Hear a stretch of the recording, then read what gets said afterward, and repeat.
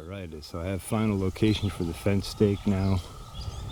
Originally I was here at 90 feet over and 150 and 90 between the two up there. But looking at how we're crammed up here between the Massey Ferguson breakdown and that kind of thing, and trying to make that corner for the roadway, I want to make that wide enough for it to be easy to turn around, even with a longer vehicle. And things like that. And the fact that we have room going to the north, I figured I would just push it 20 feet further north. That worked out really nice. That gives us a nice, smooth, clean run all the way up and also across. A little bit less of a dip or a kink up here than there is here. So natural terrain is a little easier to work with. And then, and I taped to 150 and 150 and 90 over from here. And when I went to tape the 90 on the other end, it was only 3 inches wider than 90. So very close. That was pretty cool. So here's the other corner here. And you can see my disc row there is pretty straight. And that's our other corner there. And then up on the hill, up there. So that whole area will be fenced somewhere between 8 and 10 feet high. I really want to shoot for 10. Vinyl coated chicken wire on the bottom set into the ground to keep things from digging under. And then probably electric fence at the top. And we might put standoffs outside the vinyl coated chicken wire eventually. I want to make this like the DMZ, the demilitarized zone, fully secure from animals for really playing with crops and soils and soil health. But we gotta reserve the space first. And then this brush pile to get rid of. Should be able to budget that in the next month or so. Get my friend Glenn up here to clean this up and start digging our trench for where our fence will go. I want to get on with this project now that all the cover crops are in and the main crops are in. So all staked out. Cover crops coming along nice. Might as well check on honeybees, right? And they are doing well, thriving, especially the 2 right-hand hives, the 10-frame hives. Bustling with activity. Checking back on our holy basil as it's coming up here. Starting to take off pretty well, actually. So that's very encouraging. You can see it's all through here. I mean, all through here. And then we're going to have a whole nother block up there. I'm super excited about that. And so is my son Jeremy. Tuesday, July 1st, 2025. We got some thunderstorms in the forecast and in the radar. Just checking back on things here quick.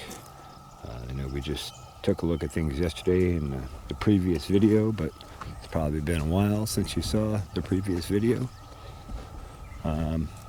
Take a look at plants here, and they are really taking off nicely. And as I was pulling in here, literally as I pulled in, I heard my phone beep. I was like, oh, that's an email. So I checked the email, and it's an email from Advancing Eco Agriculture reminding me I still have plant sap tests that I paid for last year, and they're going to expire soon if I don't use them.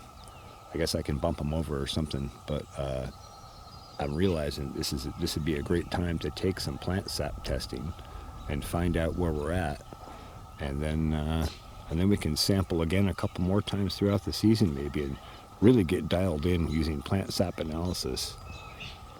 It's something I've wanted to demonstrate and show and use as a tool, and now we're finally at a scale where it's a little more doable.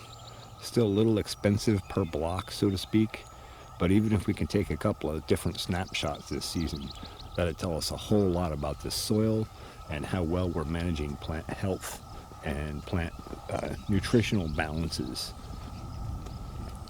So I got some stuff I'm going to do on the fence here, but I just thought I would take a look at things here quick.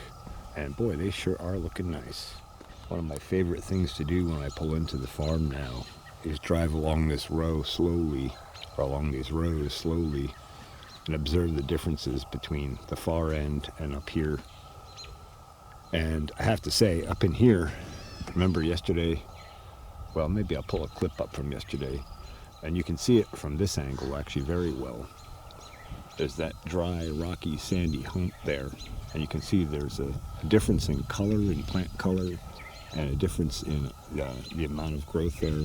There's actually a wilt back zone where it's so dry there, just because there's rock close to the surface, I believe, and not great soil as a result.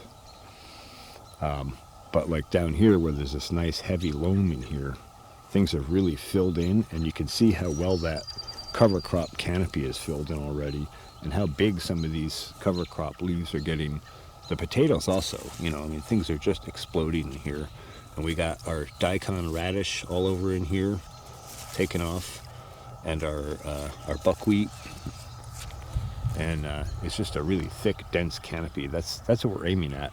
Block out weeds and maintain a living soil mulch that is actually sequestering carbon and amplifying soil energy at the same time. Here's a good close-up example of the rocky area and how wilted and kind of dry it is, how much drought there is, so to speak, in this one spot. But once you even get beyond that, it picks back up again. I keep forgetting to pull out the thermal camera when I'm up here and look at these rows. And I'll see what I can do to recover some last year's thermal camera imagery when we didn't have cover crops on. But I think that with the thermal camera, you will find it quite evident. This is that dry hump area here, and you can see how the space in between the rows especially is super hot. We're 102 degrees in there.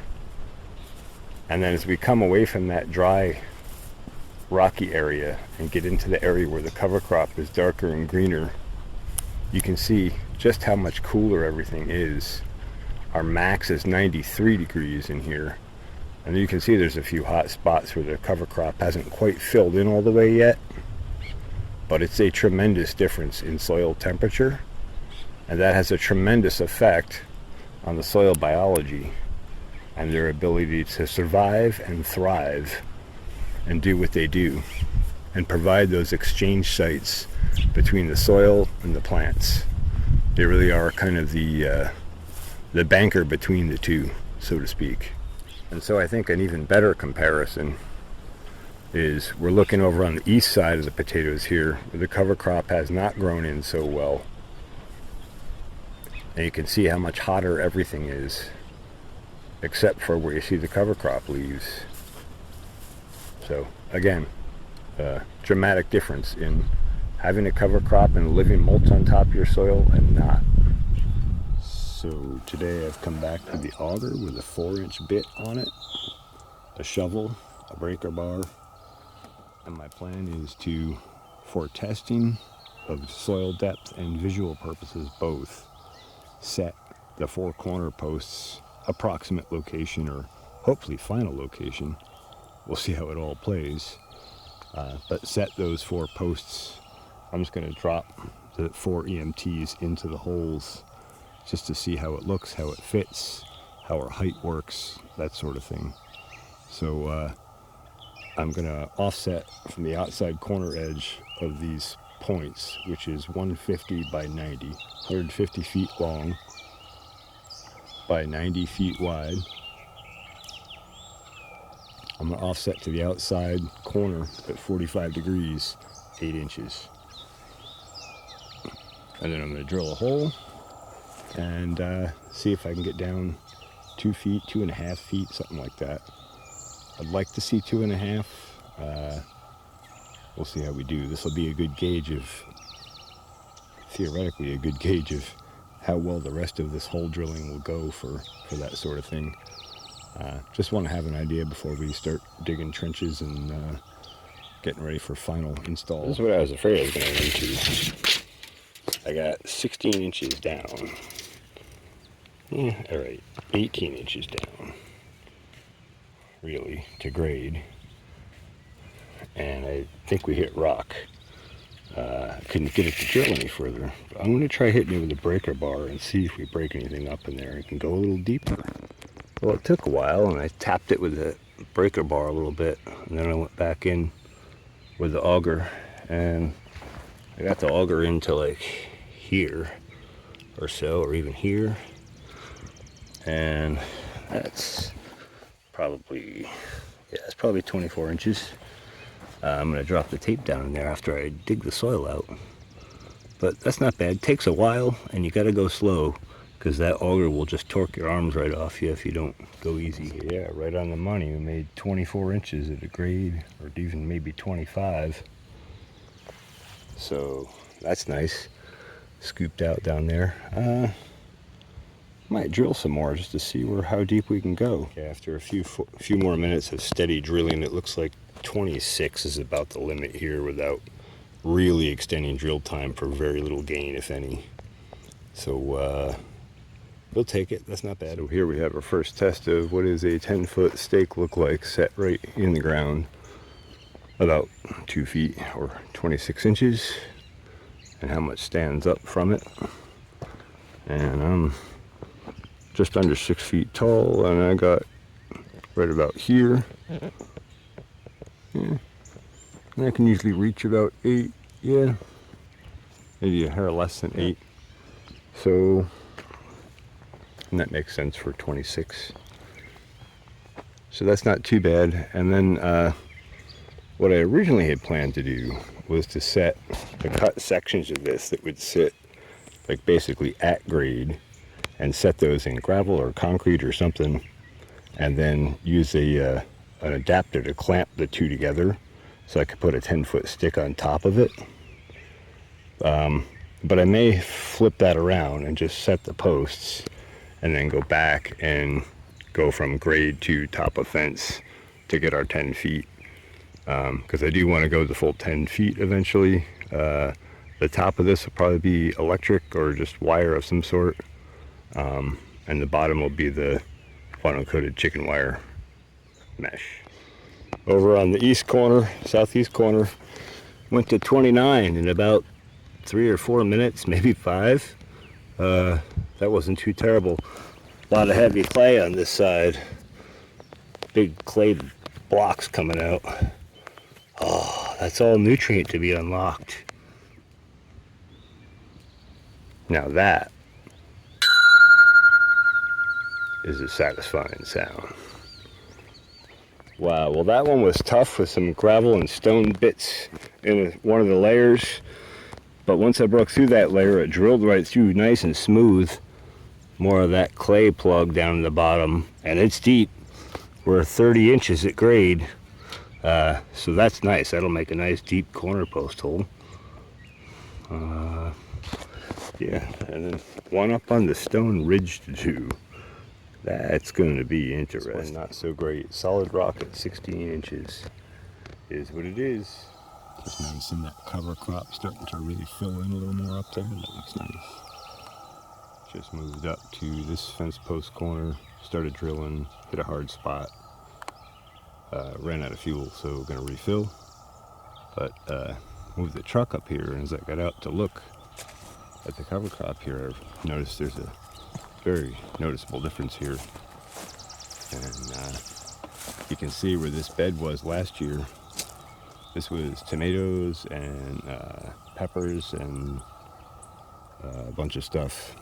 And it got foliar fed and drenched, and some calcium sulfate, I believe, also. And it was basically cared for. And you can see the difference between the bed and where the bed ended and things weren't cared for. Dramatic difference between the two. That's just 1 year's work. Bees are just rocking.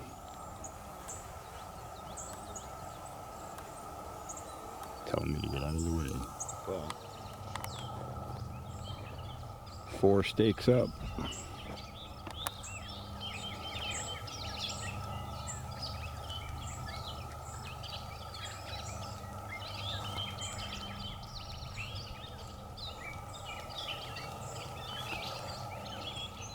Three in pretty deep, and this one 16 inches, but we're right on rock, and that soil was really hard. It was hard to get 16, so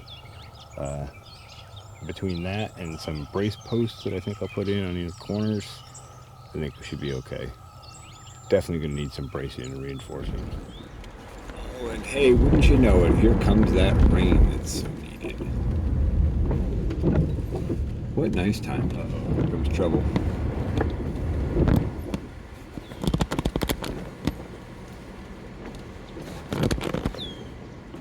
Alright, well, Wednesday, July 2nd, 2025. We had some decent thunder showers and showers last night at my house, but here at the farm, about 6 miles to the northeast, it doesn't look like we got so much rain. Looking at the road, you know, it looks like we had a little bit, but not much, and it was pretty evident in the cover crops. Even there's a tad bit of wilt showing there when they're in the sun, and you know, hey, that's okay. That just really confirms that putting cover crops in immediately right away with the potatoes was a really good call, because this summer, despite being a very wet and cool spring, might become dry and very hot. Here we are. Cover crop extends right out almost to the road. I see radishes and buckwheat all over in there, so that's good. As we come into the row here, you see Kennebec potatoes popping up, vigorous, healthy growth popping out. And then further down the row, some of the other varieties are more advanced. The cover crop block is filling in around it. I might open the beehives up today and have a peek. We'll see how time goes. But I was running out of my bee smoker material and wondering where I was going to find a linden tree, because that's what I use. I use linden tree bark.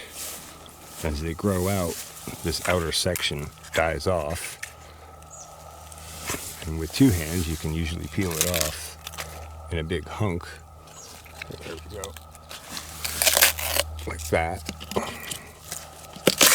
And that. And you can crumble that and drop it in the smoker. And it makes excellent smoker. It has a nice smell. And it's a nice cheap resource for smoking bees. Here, coming up the rows. We're off in the shady section here. And I'll give you a shot of the cover crop as it's starting to come in too. All that nice green popping up. I suppose I should actually take a look and see if any sunflowers or beets are. We are on the north end of the cover crop block here. We'll just take a little stroll down, and if I see any sunflowers or anything else interesting, I'll give you a clip. But I thought I would give you a shot from this end.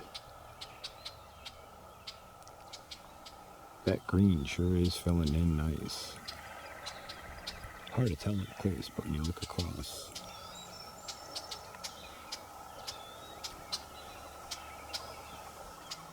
Well, it didn't take me long to find a sunflower seed popping, so that's nice.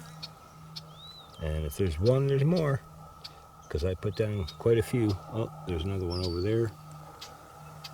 It's just bursting its seed off.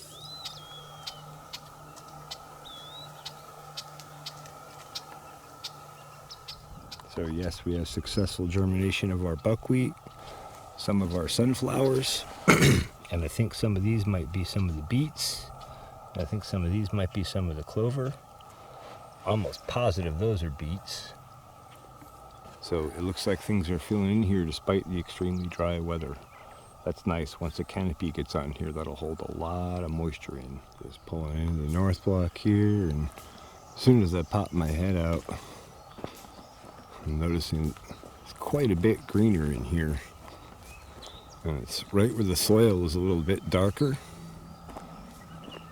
And seems like it's holding a little more moisture here, and there's a little more humic matter. Those two are pretty much synonymous, and because of it, we have a little bit more green in here, a little bit better growth.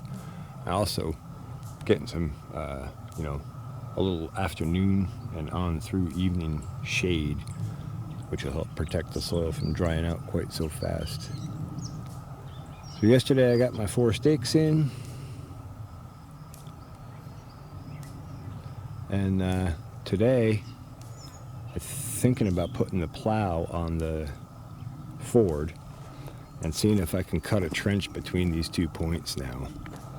And maybe that's the easy way to trench things out, less expensive. And then maybe I'll just tackle most of this pile by hand, or wait until I can budget my friend with the excavator. But I really want to get on with the fence construction.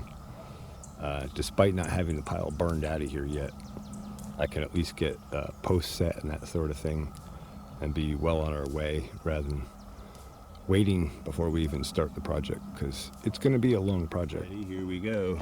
Draw line segment at 3 foot offset. Clear remote point for tractor pass through. Target lock set for tractor pass through. Finally, remove the other post, get it out of the way of the machine, and now we're going to try running the plow up here and see if we can't dig a trench deep enough for the fence to be in the ground a bit. We'll see what we accomplish. Dipstick shows us a little low, so we'll throw a cord in. Just remember, never valve alone, always valvoline. Cat are in the field. Draw polyline. F3, object snap on. Snap to points. Click. So that's one pass with the fork, with the plow. Managed to line it up pretty tight. I like it so far. We'll see how it progresses. Several passes, but we're getting there. It's cutting a pretty straight, clean trench. And I think we can get down far enough to get fence buried. Adjusted the plow pitch a little bit. Now we're cutting a little better. Now that's a bad deer. Now go home. Bad deer. Bad. Go home. Bad deer.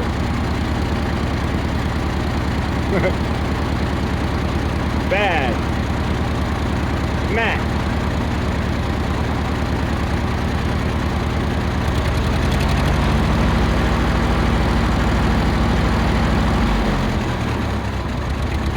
Good. Just curious what I'm doing. I'm building a fence against you. There we go. That's what we needed. A good soaking rain. I've been watching radar while I've been working at home, and it sure looks like we got hit hard here. And we got nothing at my place 6 miles to the south. So fantastic news, much needed rain. And cover crops are popping so nice. What a relief. We really needed that moisture. That will help things tremendously. And either this evening or tomorrow evening, I will give a foliar feed to everything. So just about halfway up the block here, and what a beautiful sight. Thriving cover crops. Both the buckwheat and the daikon radish are just exploding into life. The potatoes are just cranking. And things are looking fantastic. And that rain was just what we needed, just at the right time. We'll just take a look at this side as well. This buckwheat and cover crops germinated in here too, but they were struggling a little bit in the heat and the dryness. And same with potatoes. They were taking off, but they need some moisture, and now they'll get it. Just a quick glimpse at the high and dry, rocky, sandy hump here. We've been watching throughout the season. And you can see that perked right back up with some rain. And actually, those potato plants are very healthy and doing very well considering the dry weather we've had. So that's encouraging. I talk about photosynthesis being the primary driver in the entire ecosystem all the time. And I've tried to stress to so many friends and family and other growers that I know about the more sunlight you can get on most of the crops that we're growing. Most of them like sunlight all day. So the more sunlight you can get on them, the more photosynthetic action you can have. That's the more energy you can generate. That's the more plant you can grow. That's the more yield you can have. That's the more health you can have. That's the more humic matter and energy you can put into the soil. The more. Down the list. The whole thing runs off of photosynthesis. So this here is a fence.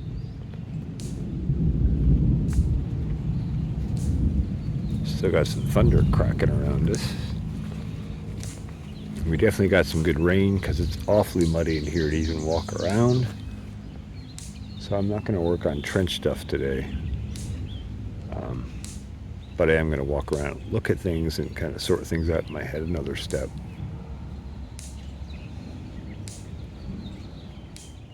So we'll just have a look at the east side cover cropping here and the two fence post points that I set. You see some water ran down in from the roadway cut up to the right there. That's being caught in our cover crop area. So that's nice. This whole disking in and cover cropping will help us sequester more moisture when we get rain events and hold it in the soil profile. And that'll help us tremendously as well.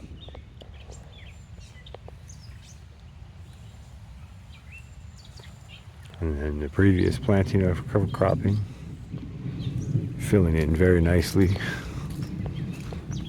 No doubt set to explode after this last rain. And it looks like I gotta get back in here with the brush hog and mow under some poison ivy. But I do see St. John's wort there. And a lot of goldenrod and such.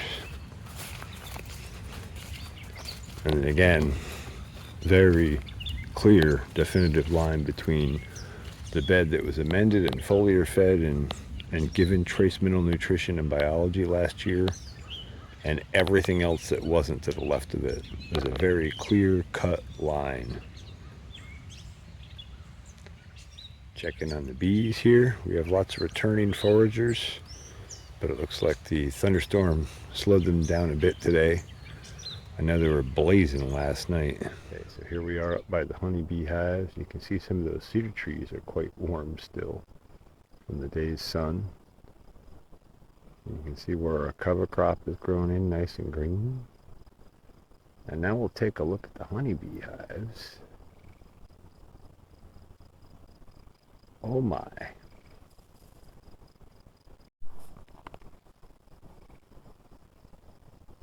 That's a pretty good telltale sign of where things are at, and that reflects what we saw in our last honeybee hive inspection. And I think I'm going to go for another one tomorrow or maybe Friday. We'll have another look inside here and see how they're doing in that second box. But looking at the thermal camera, it looks like they're working along pretty good in the second box, and maybe even starting in the third on both of these hives. And then we can see the 8-frame box where they're not doing much in the second box yet. And most of the activity is down near the entrance, down near the front. I'm going to take a deeper dig into that, I think, on this next inspection and have a better look at things in there. We might as well take a little trip around all the hives all the way around.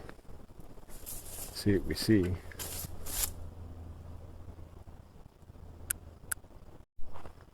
This backside is real nice. We can get pretty close to them without touching the fence.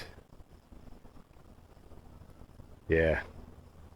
You can see it's more on the right side in the middle of the second hive in the second box there. On this side you can see it's more directed toward the middle of the second box. And both of these guys, the first box is just cranking.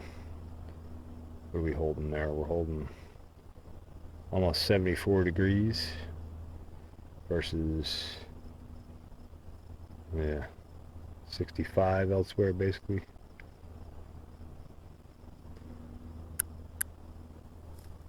So just a nice secondary check on things. And then of course, with a shot of rain, the holy basil in here is just perking right up. Look at this stuff. Beautiful, beautiful. And it smells so wonderful. You know, last year in my videos on building this farm up, at several points I touched on hydrology and conserving water. You know, one disadvantage on this farm is we don't have a pond, a well, a stream, a swamp, nothing we can pull water from to irrigate with. And so that means we need to get really efficient at capturing and managing rain events when they happen. And one of the things I did this year, in both in cover cropping this and also in disking it and grading it out, is there used to be like a trench furrow that ran right down through here and right down toward where our fence is going, to the right of the beehives there. And in cutting this up and taking that trench out, we've done a couple of things.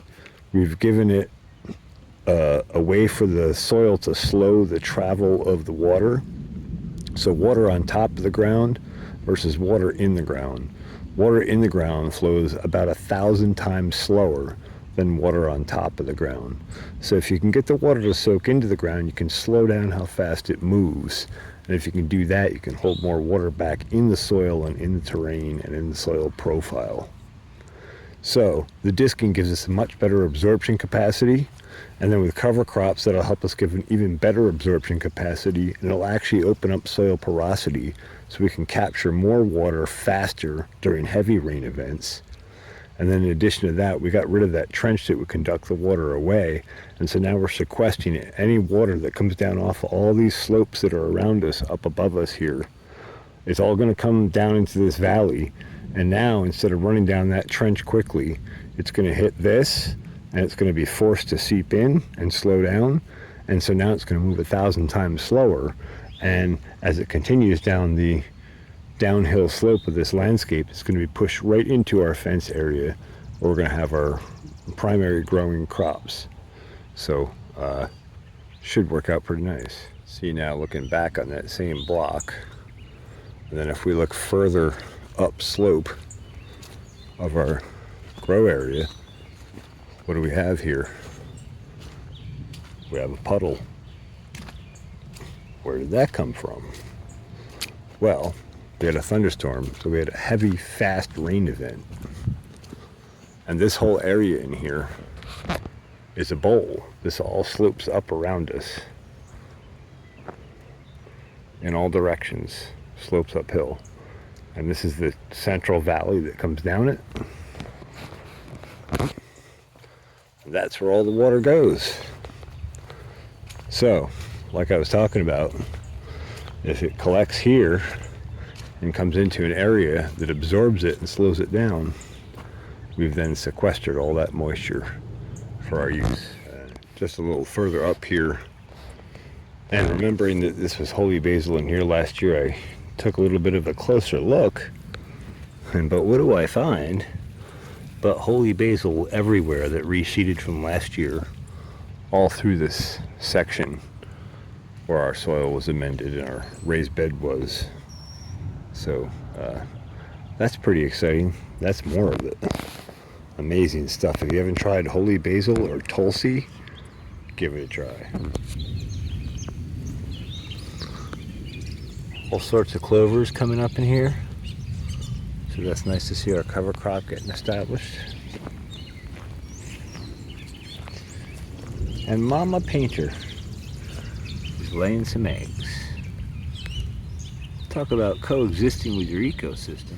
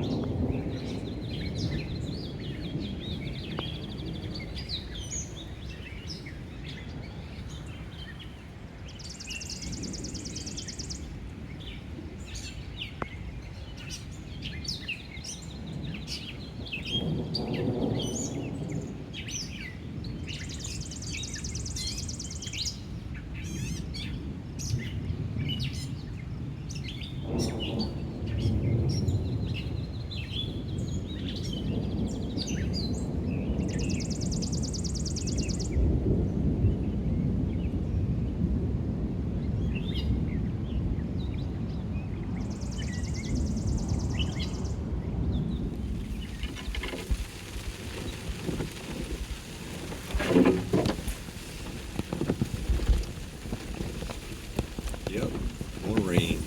Beautiful. Charge us up. Hey! on the dough.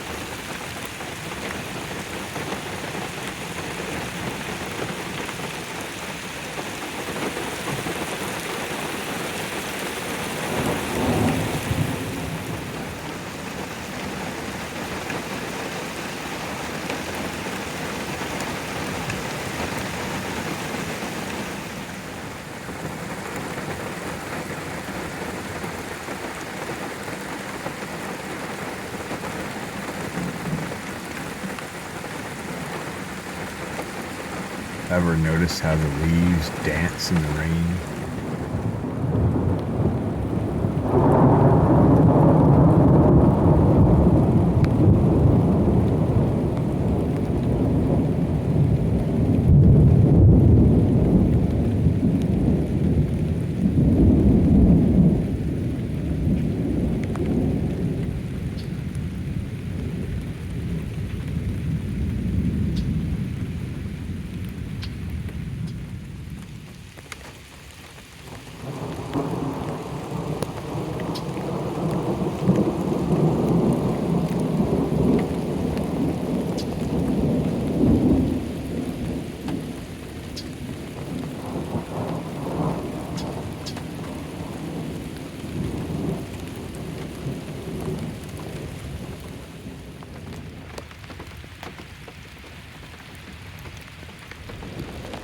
Well, the rain kept me from working on the fence, but it was much needed rain.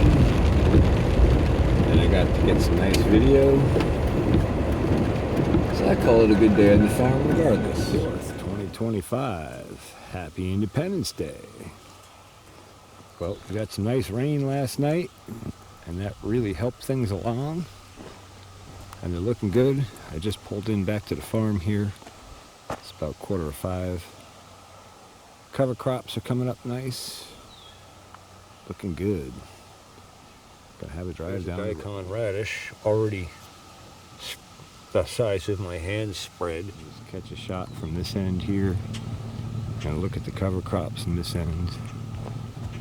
The soil is so much darker and holds so much moisture down in this one corner here. But still looks pretty uniform across the board, so that's nice. Saturday, July 5th. Did a foliar feed last night. Things are looking fantastic. Can't get over how nice that cover crop is coming in over there. Nice and even and green. So Saturday, July 5th, 2025. Been a little over a week since we put a third box on and checked in on the second boxes.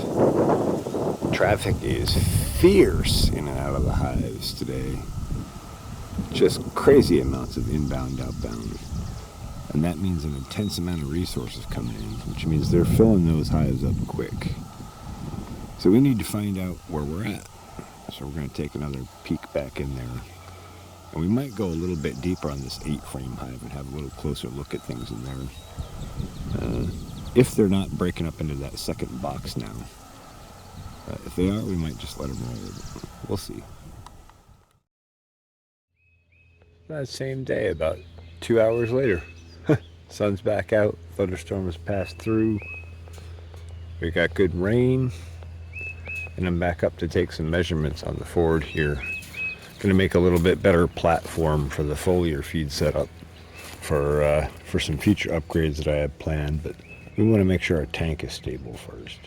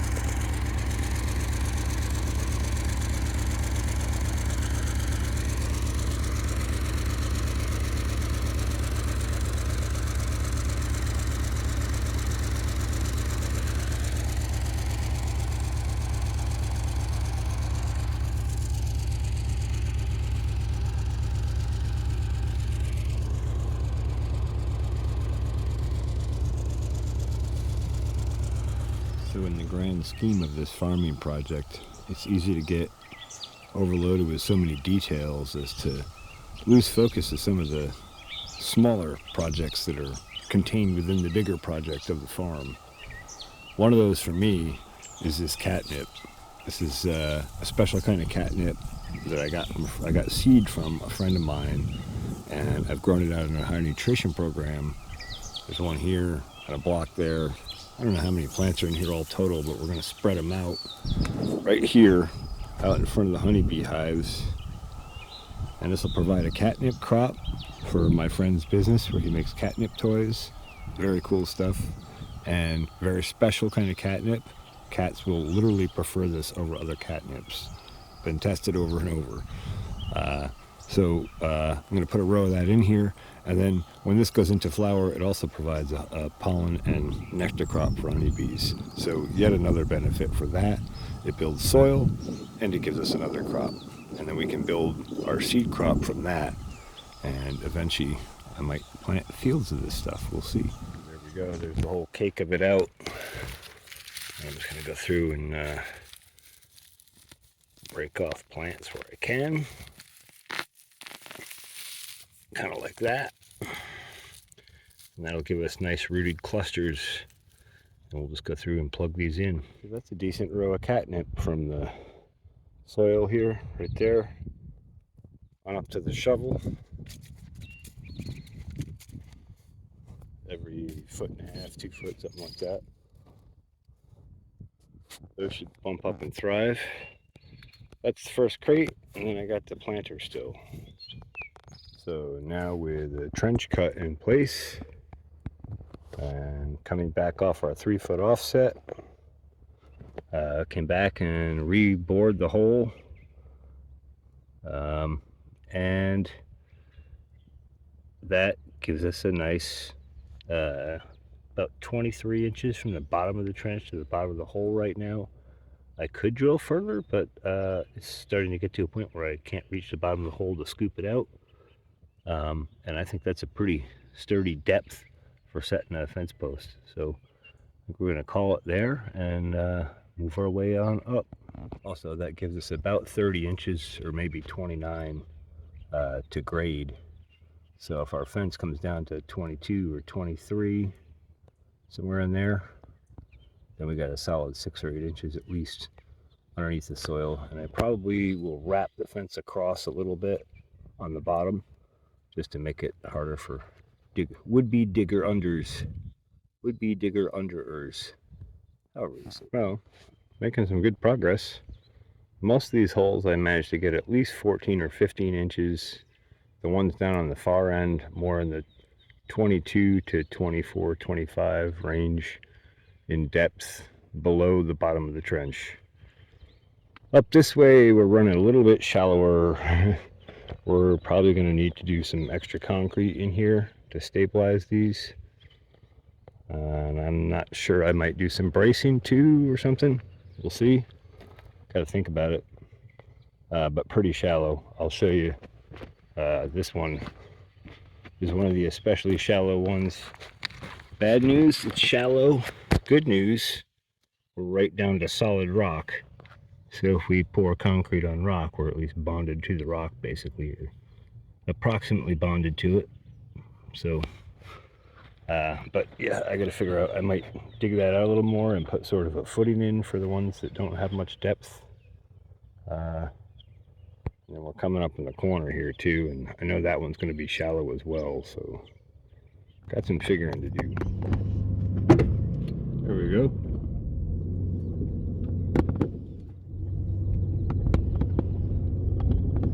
Not bad for a couple hours work. Not bad at all.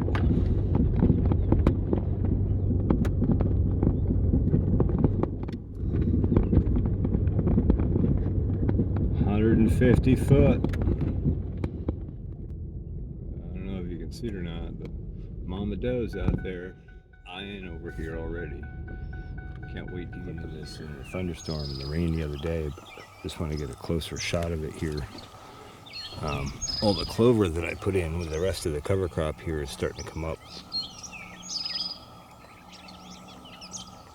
These are all clover coming up. And there's 3 different types there. There's red clover, white clover, and yellow sweet clover. The thing I find very interesting about the clover up in here is that despite the buckwheat struggling in here a bit to germinate, might also have been seeded a little lighter in here, but it seems to be struggling a little more, whereas the clover seems to be coming through despite the fact that this is very dry, rocky, and shallow soil here. So that's really nice. Okay, so got those posts in last night. Not in, but got our holes drilled, placement set, spacing right, figured out how deep we can drill. I might pick up a rock drill and see about getting a 2-inch rock drill, and maybe we can drill into that. It's shale-based rock, so it's not super hard rock. Maybe we can drill into that and concrete our post down into it. I got some more research to do on that, but for now, I got the plow and the Ford, and I just cut the north trench. I'll give you a shot of that in a sec here. And I'm going to get ready to cut the eastern trench over here. So I figured I'd do a time lapse or just show you a shot of doing that. Got the plow adjusted here so it's at a nice down cut angle. And you can see just when I set it down, just rolling to a stop, it started cutting already. That's working like a charm. Only took about 5 or 6 passes up there to get a trench pretty deep and nice. I'll probably smooth that out with a couple more passes, but it's workable already as it is. All right, I got you a nice seat to the operation. First class ticket.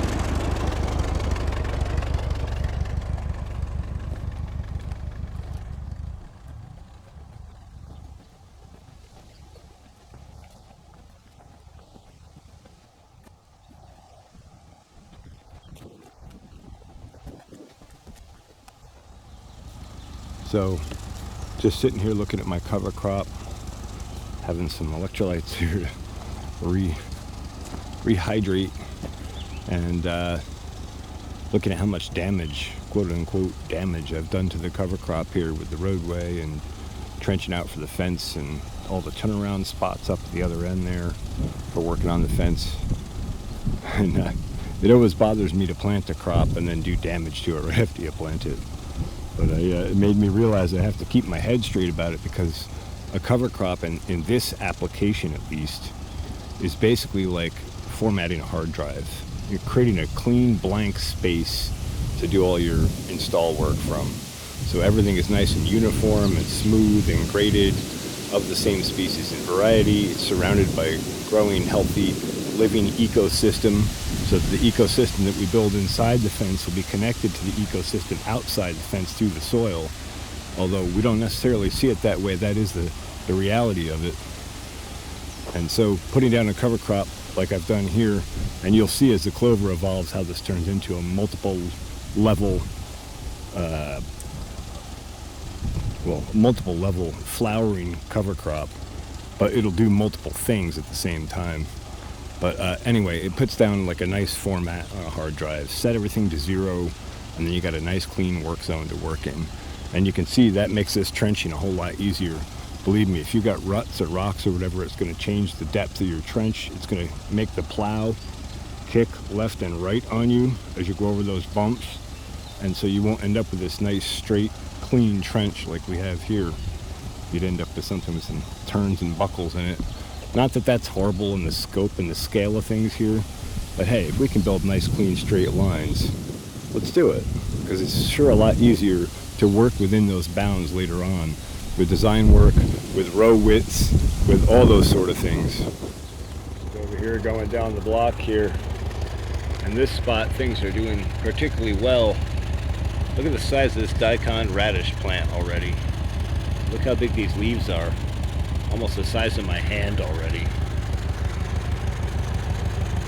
A big part of that are some of those trace mineral nutrition foliar feeds I'm doing, especially iron, boron, copper, manganese, zinc, molybdenum, and the like.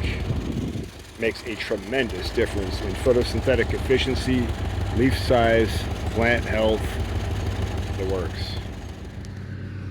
So over here, looking at this side, we got beets coming up everywhere. Beets spread all throughout, so those are taken nicely. We got sunflower popping up. These are all buckwheat around here. Oh, and I think that might be the start of some of the clovers popping. More beets. More sunflower. More sunflower. More sunflower. So good germination rates, good even germination. And this got a foliar feed along with a potato block here on this last feed. A pretty good one. So things should really blow up in here. Okay. Went and took a coffee break. Came back with the auger. Boom. We're over to the corner there. Basically just have, well, we got about half of the fence holes drilled. And spoke with a friend of mine. Turns out he has a jackhammer. So some of these holes that are a little too shallow, like this one, we didn't even get, really 3 inches into hard soil. And then we hit solid rock. So I'll be able to come back with a jackhammer. I'm going to jackhammer those down. I want to get at least a foot into rock. And then when we pour concrete and all, I should shore them up nice and solid. But overall, coming along well. Hit shallow ones here, there. I think that one wasn't bad, but the one beyond it was another shallow. And then everything else is going back to fairly deep. We're pulling minimum 18 inches to bottom a hole from the bottom of the trench, which is about 6 inches deep. So we're pushing 24 inches in the ground in most of these. And the corner post I was able to drill to 26 inches to the bottom of the trench. Should give us like 30 or 32 on that corner. So that's nice and deep. Well, that was a pretty productive day. Got the north leg of the fence holes drilled. Found out how we're going to get to the bottom of the rock for the posts that we didn't get deep enough on. And I actually burned another section of that burn pit.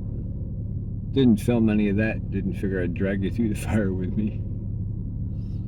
Beautiful sunset here. Beautiful weather today. Hot and sunny, but a very nice strong south breeze. And it's 10 years today since my cat Theo's passed. I sure do miss that little guy. Just to show, my cats know how to live in luxury. It's a thunderstorm. It's raining. It's pouring. Well, not pouring, but it's raining. And thunder and lightning. And check this out. My cat Dios, so smart, and Cloney too, Don't forget cloning. That they're sitting here dry under the bushes. Check this out. This is dry right here. This is totally bone dry. But yeah, you come out here and it's all wet. They're sitting right there, chilling out, watching the thunderstorm dry. Monday, July 7th.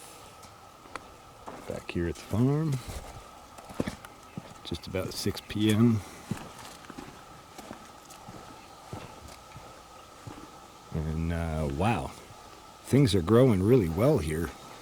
Nice to come back and see big, beautiful, robust, healthy, deep, dark green, large leaf potato plants growing. And buckwheat doing the same, and I actually see some flower buds starting on there. So it looks like it won't be too long. Some of the buckwheat will be in flower. The majority of it will probably be a little bit slower than that, looking at the canopy. But, well, maybe I'm wrong. There's quite a few little flower buds starting. Nice looking down those rows to see that dark green, the potatoes kind of emerging up out over the cover crop. I guess we'll just take a look at this side quick too. Starting to play a little bit of catch up with the other planting. I think they were about a week apart. And our radishes are just exploding, taking off nice. Things are looking good. Take a look at our cover crop side here quick while we're over here. Filling in and greening up pretty nice. You can see the effects of our foliar feed that we did the other night starting to really catch. Just nice dark green, vibrant, fast growth. That's what we like to see. We're supposed to get thunderstorms and showers and rain tomorrow. I'm hoping for a good thunderstorm tomorrow. Give us a good rain event. We're due again. We need rain again. Things are growing well, but they get a little wilty in that sun on these hot days, and they can use some more moisture. Right in here is a good example where the soil's a little bit drier, and even though they're in the shade again now, you can tell the day's heat and sun took a toll on them. There's a little bit of wilt there. They'll recover tonight. They have good ecosystem, good biology, good mycology, but this is where the rain would help a lot. So hopefully tomorrow we'll get some, or even tonight maybe. Here's that dry sandy block. And you can see how our cover crops didn't germinate as robustly in here. Things are struggling a little bit. But the potatoes with the deeper roots and buried in more soil are definitely doing much better than the cover crops are in here. You can see a lot of these native weeds that we had here last year. There's one particular type, sort of a ground cover type there. And that is spreading all over the place where there's no cover crop to slow it down. So actually, this is another great example just to show you the difference between when you're cover cropped and when you're not.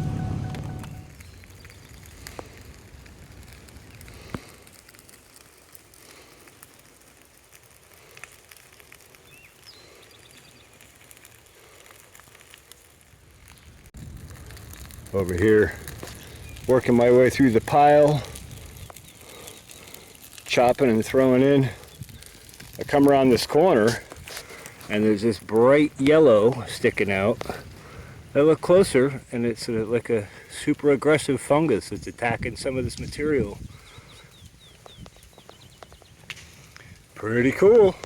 Bright yellow. Well, after a couple of hours of cutting and piling stuff up, I think we're making some ground here. That sure is burning intense.